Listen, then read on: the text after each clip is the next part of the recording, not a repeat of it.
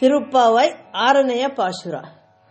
புள்ளும் சிலம்பினகான் புள்ளரையன் கோயில் வெள்ளை விழிசங்கின் பேரரவம் கேட்டிலையோ பிள்ளாய் எழுந்திராய பேய்முலை நஞ்சுண்டு கள்ளச்சகடம் கலக்களிய காலோச்சி வெள்ளத்தரவில் குயில் அமர்ந்தன் வித்தின்னை ಕುಳ್ಳ ಕುಳಿರ ಕುಡೈಂದೇಲೋರೆಂಬಾವಾಯ್.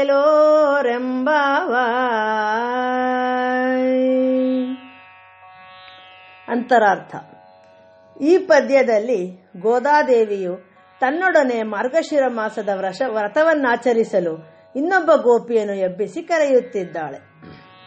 ನಸುಕಿನಲ್ಲೆದ್ದು ನದಿಯಲ್ಲಿ ಸ್ನಾನ ಮಾಡಿ ವ್ರತವನ್ನು ಪ್ರಾರಂಭಿಸುವುದು ಸಂಪ್ರದಾಯ.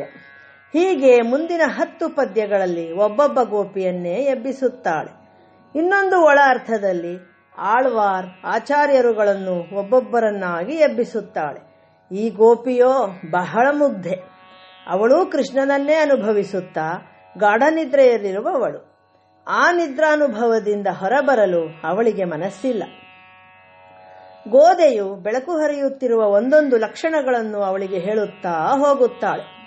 ಹಕ್ಕಿಗಳ ಚಿಲಿಪಿಲಿಯು ಕಿವಿಗೆ ಹಿತವಾಗಿದ್ದು ರಾತ್ರಿ ಮುಗಿಯುತ್ತಿರುವುದನ್ನು ಸೂಚಿಸುತ್ತಿದೆ. ಪಕ್ಷಿವಾಹನನಾದ ಶ್ರೀಮನ್ನಾರಾಯಣ ದೇಗುಲದಲ್ಲಿಯೂ ಪೂಜೆಯು ಆರಂಭವಾಗಿರುವ ಚಿಹ್ನೆಯಾಗಿದೆ. ಕೈಂಕರ್ಯಪರರು ಊದುವ ಬಿಳಿಯ ಶಂಖದ ನಾದ ಭೋಂ ಭೋಂ ಎಂದು ಮೊಳಗುತ್ತಿದೆ. ಅದು ನಿನಗೆ ಕೇಳಿಸುತ್ತಿಲ್ಲವೇ? ಏಳೆ ಸಖಿ ಎನ್ನುತ್ತಾಳೆ ಗೋದಾದೇವಿ. ಅದಕ್ಕೂ ಆ ಗೆಳತಿ ಜಗ್ಗಲಿಲ್ಲ. ಈಗ ಭಗವಂತನ ಒಂದೊಂದೇ ಲೀಲೆಗಳನ್ನು ನೆನೆದು ಅನುಭವಿಸುತ್ತಾ ಪೂತನೆಯ ವಿಷದ ಹಾಲುಂಡಿದ್ದನ್ನು, ಬಂಡಿಯನ್ನೊದ್ದು ಅದರ ಚಕ್ರವನ್ನು ಪುಡಿ ಪುಡಿ ಮಾಡಿದ್ದನ್ನು ನೆನಪಿಸಿಕೊಂಡು ಸಖಿಗೆ ಹೇಳುತ್ತಿದ್ದಾಳೆ. ಯೋಗಿಗಳು ಮುನಿಗಳು ಮೆಲ್ಲನೆ ಎದ್ದು ಹಾಲಿನ ಸಮುದ್ರದಲ್ಲಿ ಹಾಯಾಗಿ ಮಲಗಿರುವ ಶ್ರೀಮನ್ನಾರಾಯಣನನ್ನೇ ಮನಸಾರೆ ನೆನೆದು ಅವನನ್ನೇ ಮನದಲ್ಲಿ ತುಂಬಿಕೊಂಡು ಹರಿ ಹರಿ ಹರಿ ಎಂದು ಗಟ್ಟಿಯಾಗಿ 7 ಬಾರಿ ಹೇಳುತ್ತಿರುವುದು ನಿನಗೆ ಕೇಳುತ್ತಿಲ್ಲವೇ ಎಂದು ಗೆಳತಿಯನ್ನು ಕೆಣಕಿ ಕೇಳುತ್ತಾಳೆ. ಬಾರೇ ಸಖಿ, ಅವನ ನಾಮಸ್ಮರಣೆಯು ನಮ್ಮ ಹೃದಯದ ಒಳಹೊಕ್ಕು ತಂಪು ಮಾಡಲಿ, ನಮ್ಮ ವ್ರತ ಸಫಲವಾಗಲಿ. ನಿದ್ರೆ ಸಾಕು, ಏಳು ಎಂದು ಗೋಪಿಯನ್ನು ಕರೆಯುತ್ತಿದ್ದಾಳೆ ಗೋದೆ. ಒಳಗಿನ ಅರ್ಥದಲ್ಲಿ ಆಂಡಾಳ್ ತನ್ನ ಗೆಳತಿಯನ್ನು ಕರೆಯುತ್ತಿರುವುದು ಕೃಷ್ಣಾನುಭವವೆಂಬ ನದಿಯಲ್ಲಿ ಮೀಯಲು. ಅವಳೇನೋ ತಾನೊಬ್ಬಳೇ ಭಗವಂತನ ಕಲ್ಯಾಣ ಗುಣಗಳನ್ನು ಅನುಭವಿಸಬಹುದು. ಆದರೆ ಅವಳಿಗೆ ಅದನ್ನು 4 ಭಕ್ತರೊಡನೆ ಸೇರಿ ಹಂಚಿಕೊಂಡರೆ ಅದರ ರಸಾನುಭೂತಿ ಹೆಚ್ಚುವುದೆಂಬ ಆಸೆ. ದೇವಸ್ಥಾನದಲ್ಲಿ ಪ್ರಸಾದವನ್ನು ಸ್ವಲ್ಪವೇ ಕೊಟ್ಟರೂ ಅದನ್ನು ಇತರ ಭಕ್ತರ ಜೊತೆಯಲ್ಲಿ ಭುಜಿಸುವಾಗ ಅದು ಬಹಳ ರುಚಿಯಾಗಿ ತೋರುವಂತೆ. ಗೋದೆ ಎಬ್ಬಿಸುತ್ತಿರುವುದಾದರೂ ಯಾರನ್ನು? ತನ್ನಂತೆಯೇ ಭಗವಂತನನ್ನು ಎದೆಯಲ್ಲಿಟ್ಟು ಪೂಜಿಸಿ ಅನುಭವಿಸುತ್ತಿರುವ ಇನ್ನೊಬ್ಬ ಭಕ್ತೆಯನ್ನು. ಸಮಾನ ಮನಸ್ಕರ ಜೊತೆಯಲ್ಲಿ ಸಂವಾದವೂ ಸಂಪರ್ಕವೂ ಯಾವಾಗಲೂ ಹಿತವಲ್ಲವೇ? ಮುಂಜಾವಿನಲ್ಲಿ ಪಕ್ಷಿಗಳ ಚಿಲಿಪಿಲಿ ಶಬ್ದ ಕಿವಿಗೆ ಬಹಳ ಇಂಪು. ಅದು ಶುಭ ಸೂಚಕವೂ ಹೌದು. ರಾಮಾಯಣದ ಸುಂದರಕಾಂಡದಲ್ಲಿ ಸೀತಾದೇವಿಗೆ ಅತ್ಯಂತ ನಿರಾಸೆಯುಂಟಾಗಿ ತನ್ನ ಕೇಶಪಾಶದಿಂದಲೇ ಕುತ್ತಿಗೆಗೆ ನೇಣು ಹಾಕಿಕೊಳ್ಳಲು ತೊಡಗಿದಾಗ ಮರದ ಮೇಲಿದ್ದ ಪಿಂಗಳಿಕಾ ಎಂಬ ಪಕ್ಷಿಯು ಹಿತವಾದ ಒಂದು ಉಲಿತಾ ಕೇಳಿತಂತೆ. ಸೀತೆ ಅದನ್ನು ಕೇಳುತ್ತಾ ಮೈಮರೆತು ಒಂದು ಕ್ಷಣ ನಿಧಾನಿಸಿದ್ದರಿಂದ ಮುಂದೆ ಹನುಮಂತನ ಭೇಟಿಯೂ ಆಗಿ ಎಲ್ಲ ಶುಭವಾಯಿತು. ಹೀಗೆ ಹಕ್ಕಿಗಳ ಕಲರವ ಒಂದು ಶುಭ ಶಕುನ. ಇಲ್ಲಿ ಗೋದೆ ಹೇಳುತ್ತಿರುವುದು ಸಾಮಾನ್ಯ ಪಕ್ಷಿಯಲ್ಲ, ಶ್ರೀಮನ್ನಾರಾಯಣನ ವಾಹನವಾದ ಹಾಗೂ ಅವನ ಧ್ವಜದಲ್ಲಿ ವಿರಾಜಮಾನವಾಗಿರುವ ಸಾಕ್ಷಾತ್ ಗರುಡದೇವನನ್ನು ಕುರಿತು.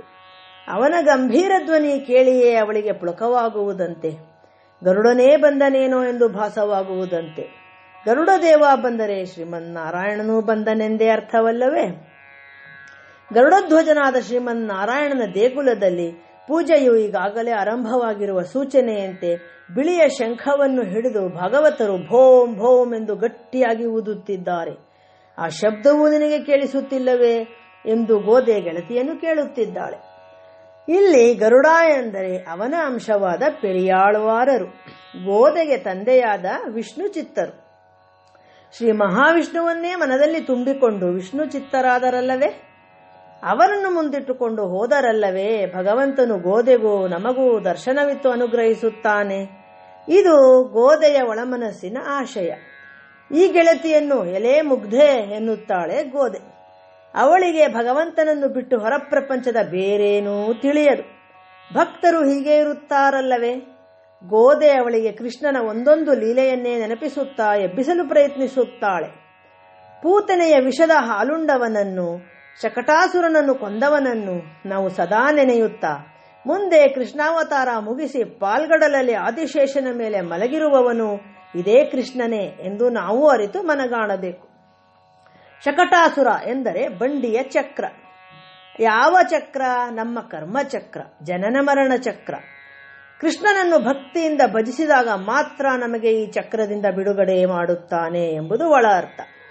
ಆಚಾರ್ಯರು ಸದ್ಗುರುಗಳನ್ನು ಆಶ್ರಯಿಸಿ ಪ್ರಾರ್ಥಿಸಿದರೆ ಮಾತ್ರ ನಮಗೆ ಜನನ ಮರಣ ಚಕ್ರದಿಂದ ಮುಕ್ತಿ ದೊರೆತು ಭಗವಂತನ ನಿರಂತರ ಸಾನ್ನಿಧ್ಯ ಸಿಗುತ್ತದೆ ಎಂದೂ ಒಂದರ್ಥ. ಯೋಗಿಗಳು ಮುನಿವರರು ಮೆಲ್ಲನೆದ್ದು 7 ಬಾರಿ ಹರಿ ಹರಿ ಹರಿ ಎಂದು ಗಟ್ಟಿಯಾಗಿ ಹೇಳುವುದು ಗೋದೆಗೆ ಕೇಳುತ್ತಿದೆಯಂತೆ. ನಿನಗೆ ಕೇಳಿಸುತ್ತಿಲ್ಲವೇ ಎಂದು ಗೆಳತಿಯನ್ನು ಕೇಳುತ್ತಿದ್ದಾಳೆ. ಆ ಹರಿನಾಮ ಒಂದೇ ಸಾಕು. ಅದನ್ನು ನಾವು ನಿರಂತರವಾಗಿ ಉಚ್ಚರಿಸುತ್ತಿದ್ದರೆ ಮನವು ತಂಪಾಗಿ ಹರ್ಷಗೊಳ್ಳುವುದು ಎಂಬುದು ಗೋದೆಯ ದೃಢ ನಂಬಿಕೆ. ಹೇಳಿ, ನಾವು ಹರಿಸ್ಮರಣೆ ಮಾಡೋಣ. ತಿರುಪ್ಪಾವೈ 6ನೇ ಪಾಶು.